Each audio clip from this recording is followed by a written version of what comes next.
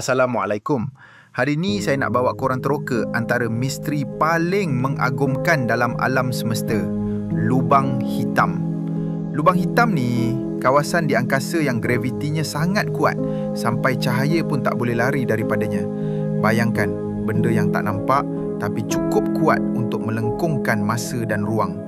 Lubang hitam ni terbentuk bila bintang besar runtuh di bawah tarikan graviti sendiri masa hayat dia berakhir.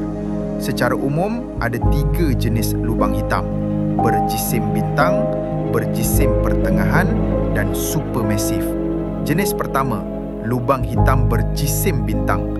Ia lahir daripada runtuhan bintang gergasi dan inilah jenis yang paling banyak di angkasa. Yang kedua, lubang hitam berjisim pertengahan. Ia lebih besar daripada yang pertama tapi masih belum cukup untuk digelar supermasif. Saintis pun masih keliru macam mana ia terbentuk. Dan yang paling besar, lubang hitam supermasif. Ia duduk di tengah setiap galaksi, termasuk galaksi kita, Bima Sakti. Kalau kita cuba menghampiri lubang hitam, mula-mula kita akan nampak accretion disk, pusaran gas dan debu panas yang berputar mengelilinginya. Suhu kat situ boleh cecah berjuta-juta darjah sampai gas pun menyala terang macam api yang tak pernah padam.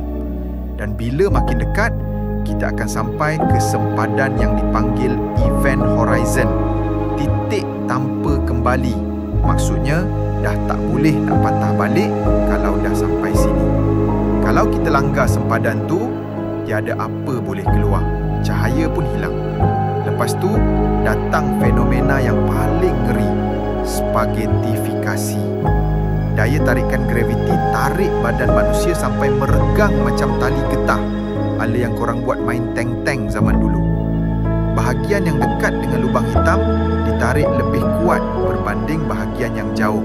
Akhirnya, semua hancur. Dan kalau kita teruskan ke dalam, kita akan sampai ke singularity, titik di mana semua jisim dan masa runtuh jadi satu. Sains pun tak tahu apa sebenarnya berlaku di sana. Ada yang kata mungkin laluan ke alam lain, tapi semua tu masih teori. Saya harap adalah rakyat Malaysia pertama di dunia dapat masuk dan balik cerita. Ada 3 lubang hitam yang paling hampir dengan bumi: V616 Monocerotis, Cygnus X1 dan Sagittarius A di tengah galaksi kita. Lubang hitam bukan sekadar menelan benda, ia juga melengkungkan masa. Dekat kawasan graviti kuat, masa bergerak lebih perlahan. Jadi kalau seseorang dekat lubang hitam, masa bagi dia akan jadi perlahan berbanding kita. Masya Allah. Semua ni tunjuk betapa hebatnya ciptaan Allah. Dari bintang yang mati, dia jadikan fenomena yang luar biasa. Semakin kita belajar tentang lubang hitam, semakin kita sedar ilmu manusia ni baru setitis je berbanding lautan ilmu Allah. Korang dah ada ke buku saya ni? Buku keajaiban-keajaiban dunia ni bukan buku biasa tau. Dia bawa pembaca mengembara ke 7 bahagian menakjubkan yang menggabungkan sains, sejarah dan keindahan alam ciptaan Allah. Dari keajaiban bumi purba sampai ke teknologi moden yang manusia cipta dengan ilham daripadanya. Setiap bab ditulis dengan gaya santai, senang faham, tapi tetap syarat dengan ilmu. Buku ni mengajak kita tengok semula betapa luar biasanya ciptaan Allah, dari dasar lautan sampai ke langit tak bertepi. Dan dalam setiap halaman tu, kita akan rasa betapa kecilnya kita, tapi betapa hebatnya akal yang Allah bagi pada manusia.